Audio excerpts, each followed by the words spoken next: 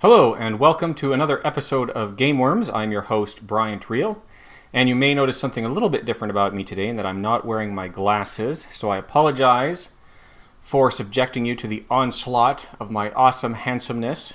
If this doesn't blind you, then I hope you find this an enjoyable video. I am just suffering a bit of eye strain today, so I was just kind of hoping taking the glasses off might help.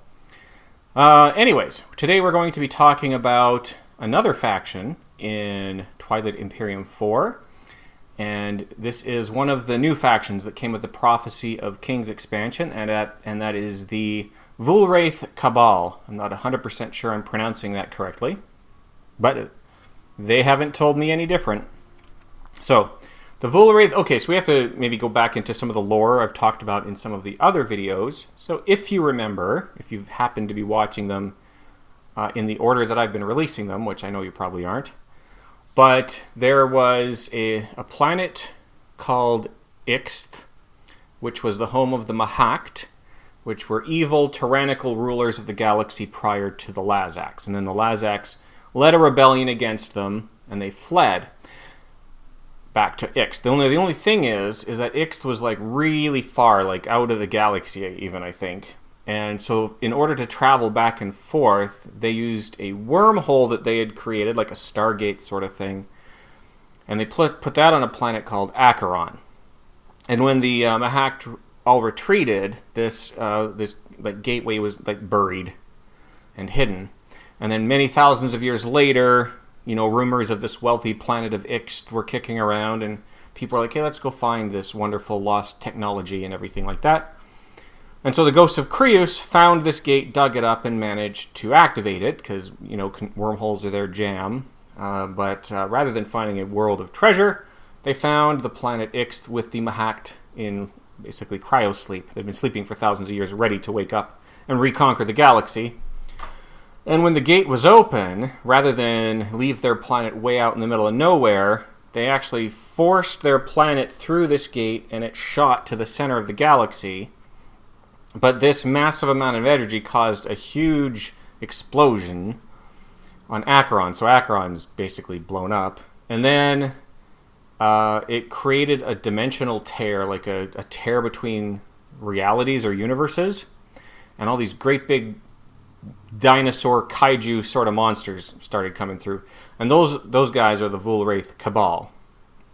So the Vuil'raith, I mean, they're not all gigantic kaiju sort of things, but they're very variable in size. There are some that are very, very big, some very, very small.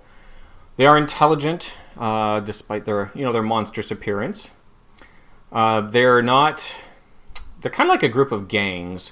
So instead of like an organized government, you're kind of like, if you're big enough and strong enough to get other people to follow you, and you're big enough and strong enough that the other big strong guys don't necessarily want to kill you right now, they might later, they kind of have a common goal to work together. So they'll kind of work together as a group of gangs might work together just to fight a common enemy sort of thing. But really, if one has the opportunity to wipe out another one, you know, that's run par for the course for these guys. So pretty tough government system. Hold on, let me just read. Oh yeah, so they have a couple interesting abilities that we're going to look at. I don't really have much more for them lore-wise, other than in fact, I think it's kind of good that way, because they're kind of these like terrifying monsters. They're more terrifying the less you know about them, right, as with a lot of things. But yeah, pretty formidable looking faction. So let's take a look at their starting technology. They have self-assembly routines. And I'm going to be honest, that's a new technology, and I don't know what it does offhand. So I'm going to look at, it's right here. That's handy. All right, self-assembly routines. After one or more of your units use production, you may exhaust this card to place one mech from your reinforcements on a planet you control in that system. After one of your mechs is destroyed, gain one trade good. That's actually pretty cool. Nice little red tick there. Free mechs, and you get money when they're blown up. Okay, cool. But that's the one they start with. Starting units, they get a dreadnought, a carrier, a cruiser, 3 fighters, 3 infantry, 1 space dock. So three infantry, so you're looking at kind of maybe a little slow spread. You do have 2 capacity ships, your dreadnought and your carrier. but it's not going to be a quick expansion, which is just as well because these guys are scary enough as it is. Let's take a look. They have 3 abilities here. So they have something called Devour. Capture your opponent's non-structure units that are destroyed during combat. And once we go through these, I'm going to explain what Capture is. Capture is a new ability introduced with Prophecy of Kings. I think it's pretty much for these guys, but there are some rules about it that are important to understand, so we'll get to that shortly. Amalgamation, when you produce a unit, you may return 1 captured unit of that type to produce that unit without spending resources. And then Rift Meld, when you research a unit upgrade technology, you may return 1 captured unit of that type to ignore all of that technology's prerequisites. Alright, so I just wanted to read all 3 of those because they're all tied to this capture ability. So is the flagship that we'll get to shortly. But so what capture is that when a unit's destroyed in combat, instead of like the owner taking it back and putting it in their reinforcements, you keep it and you just put it on your player card. And there's various things you can do with that. So you could trade it back, because they can't build that unit now unless you give it back to them, right? So let's say you capture their flagship. Well, they can't build their flagship again until they get that piece back. But there's various rules surrounding this. So one of them is you could actually just barter for it. Like, I'll give this vessel back if you give me, X amount of money or a promissory note or whatever. But their amalgamation and rift meld abilities give them other options that they can do. So with amalgamation, they can build a unit by returning a unit. So let's say I've captured your dreadnought as the Vuil'raith Cabal, and then I want to build a dreadnought. So during a production step, I can just, instead of paying for the dreadnought, I could just return to you the dreadnought that I had taken from you. And then rift meld allows you to do a unit upgrade for that type of unit. So if I wanted the Super Dread or the Dreadnought 2, I could just give you back that Dreadnought in exchange to bypass the prerequisites I would normally need in order to research it. So so free units, much easier tech unit upgrades, so pretty good abilities that go with capturing units. But there's some important things to remember. So number 1 is that with fighters and infantry, if you capture them, they're considered an infinite resource, but they're limited to the number of stacks a player can have on the board.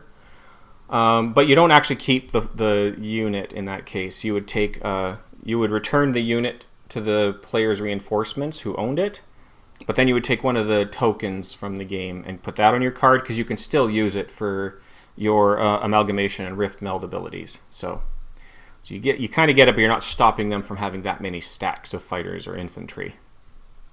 And the other things about them are that you cannot capture units.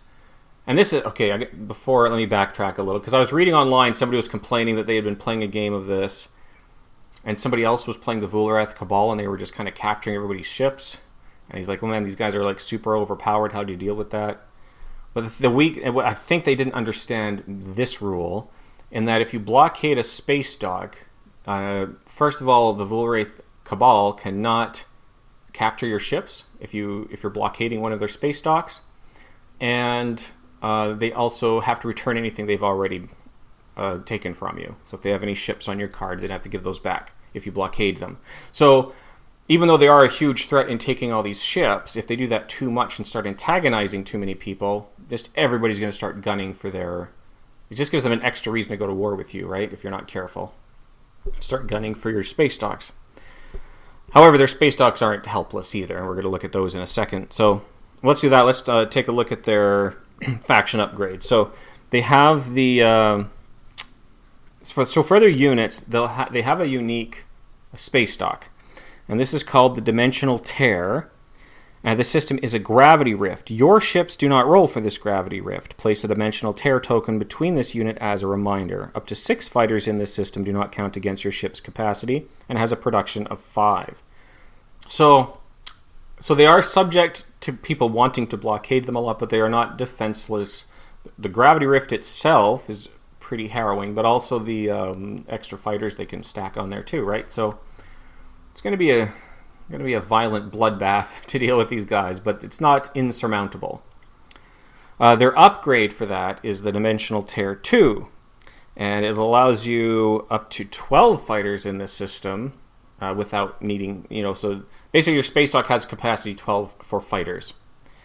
And then you have production 7. So pretty good on those. And again, they're on that Dimensional Rift. Their other faction technology is the Vortex. Oh, you know what? And, I'll show it. I'll try to bring one up over my shoulder here. So these are the Dimensional Tear tokens, the little gravity rifts, and they just go into your space docks when you build them. And I believe the Necrovirus, I probably covered it in their video maybe, but they have samples of those tokens too, because they could steal that technology from the Cabal. All right, so their other faction technology is the Vortex. Action: exhaust this card to choose another player's non-structure unit in a system that is adjacent to one or more of your space docks. Capture one unit of that type from that player's reinforcements. So you're not removing it from the board, but you're still giving yourself, well, you're number one, limiting them from building that themselves, but also you can use your amalgamation or rift meld on it. So that's pretty handy, and it's only like a 1 red prerequisite, which you already have, so that's pretty good. The flagship for these guys is the Terror Between. Capture all other non-structure units that are destroyed in the system, including your own. Now, why would you want to reclaim your own ships? Well, because you can use them to build free new ones, right? Oh yeah, sorry, I was going to talk about the mechs now. Oh yeah, nothing else about the flagship is special, except that it has bombardment. Okay, I want to talk about the mech. So the Reanimator. When your infantry on this planet are destroyed, place them on your faction sheet. Those units are captured, and this is for your infantry. And so the nice thing about this, obviously, is just your Reanimator, and the name kind of gives it all away. You're just kind of putting these corpses back to life, I guess, for your army. So basically, anytime your infantry are killed and one of your mechs is nearby, you're just replacing those guys for free. Just pop a new chip in their cortex, and off they go to battle. All right, let's take a look at their leaders. Just organize my cards here. They have the coolest names, these guys. All right, so the agent name is the Stillness of Stars. After another player, so I guess you can't use this one for yourself. After another player replenishes commodities, you may exhaust this card to convert their commodities to trade goods and capture one unit from their reinforcements that has a cost equal to or lower than their commodity value. So that's kind of neat. Obviously, the Hakan are going to get picked on a lot with that guy. That which molds flesh. So this is the commander. It is unlocked by having 3 gravity rifts, which essentially mean, or have units in 3 gravity rifts. So obviously those could be gravity rifts on your board, but in the more likely case, you just have all 3 space docks on the board. When you produce fighter or infantry units, up to 2 of those units do not count toward your production limit. So good. I mean, you still have to pay for them, but if you normally have a production of 7, you can actually build 9 units, as long as 2 of them are infantry or fighters.